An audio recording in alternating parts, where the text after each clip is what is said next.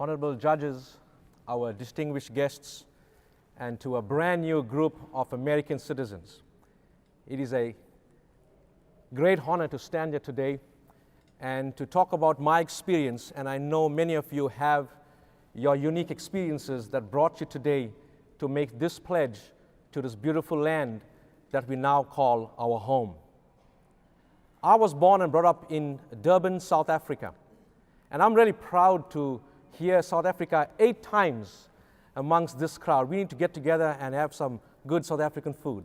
And I'm sure you will do that too with your people of your countries. But my story started in Durban, South Africa, where I was born, and grew up in a very painful time in our country that we call apartheid.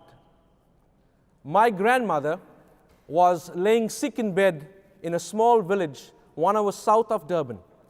And it was you, the American people, that sent missionaries to come out and to reach the uttermost parts of this world with the gospel message of Jesus Christ. These missionaries came to my grandmother. After spending much time in prayer and reading the Bible with her, my grandmother decided to follow Jesus Christ. Later, my mom and dad began to follow Jesus Christ. And I am the 3rd generation that believe in Jesus Christ.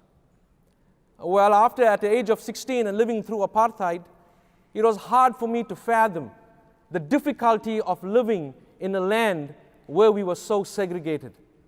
And I'm so proud today as I look upon this crowd from every nation, tribe, and culture, that we can come together and worship God and live in this beautiful country, again, we now call home.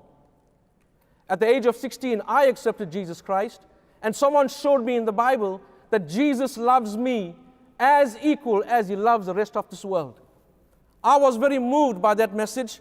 It led me to go to Bible college after I graduated high school, the first Democratic seniors to graduate high school in 1996, with my president being the late Nelson Mandela. After high school, I went to Bible college, then to seminary. I began to lead missionary teams in Durban, South Africa, Zambia, Zimbabwe, Swaziland, and Mozambique, helping the HIV and AIDS devastation in that part of Africa. It was in 2005 where I was awarded a scholarship to go to Birmingham, England, only to hear that America and Europe now needs missionaries. I was 25 years old, and I had a call in my heart to go now and change this world and do something good for Jesus. I went back home and packed my bags. I sold everything that I had, and I landed in Connecticut in the United States. After spending 2 months in Connecticut, I never knew America had homeless people. My first meal in the city of Norwich, Connecticut, was in a soup kitchen. And I followed people with backpacks into the woods and saw people living in the woods in cold winters. And I wrote to my wife, who's here with me, we need to come back and start a church and help these people and help them to get back on the feet. I went back home, and after 4 months of planning this wedding, my wife and I were married for 30 days when we landed at JFK in New York. I remember that day very clearly. It was cold. It was the month of March, coming into New York.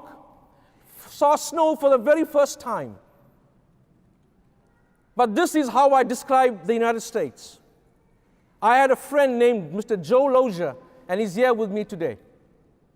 He and his daughter, Amy Lozier Dunn, stepped out of their car and had a warm blanket for my wife and I, because we never experienced cold like that before. That is the culture and the spirit of the United States. You are a warm people, and thank you for wrapping blankets around us with your love. Thank you for sharing your home with us. And as we went and began to help these communities in Connecticut, we began to help them to restore their families, help them to take a step away from addictions, and help them to understand that they are loved, because the Bible teaches us that Jesus is love, and he loves every one of you. We began to start this journey feeding the people. Our first Thanksgiving dinner, we had no family to go to. But you Americans opened your doors to us. And I'm sure many of you have similar stories, that the Americans opened the doors to us and we celebrated who they are and what they believed in. Well, one of the stories, one of the biggest drug dealers in the city of Connecticut was delivered. And today is the pastor of the church that we started. Likewise, Daniel Malloy, the governor of Connecticut, came to our church and asked us, how are you raising leaders in your city? Well, I want to thank God. From that church, we helped start 17 churches.